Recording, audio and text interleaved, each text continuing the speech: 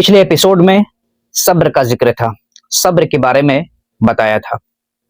दूसरा एपिसोड, दूसरी किस्त हसद के बारे में है कि हसद से कैसे बचा जाए, कैसे निपटा जाए।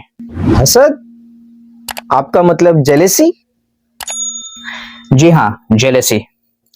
देखो, हसद एक ऐसी चीज है, एक ऐसी बीमारी है कि भाई को भाई से जुदा कर देता है, भाइयों को पार्ट्स में तकसीम कर देता है, बांट देता है और खानदानों को तोड़ देता है।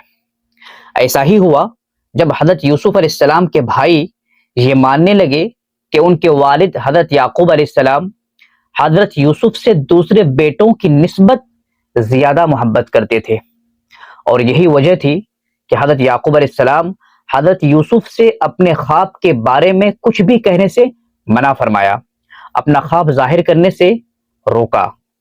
कुरान में कुछ यूं जिक्र है, या बुनैया ला तक़्सुस रुअयाका अला इख्वतिक फयकीदू लक कैदा इन्न शैतान लिल इंसानी अदुव्वुम मुबीन।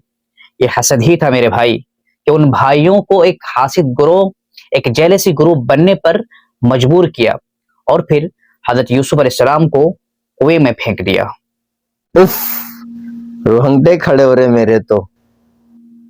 इससे हमें सबक मिलती है कि हसद सादा जिंदगियों को, नॉर्मल लाइफ को किस तरह बर्बाद कर देती है, दुखी बना देती है। इसलिए जब भी आप किसी की दौलत, इज्जत, शोहरत को देखें तो हसद करने की बजाय माशाअल्लाह कहें और अल्लाह की हम्द व सना करें।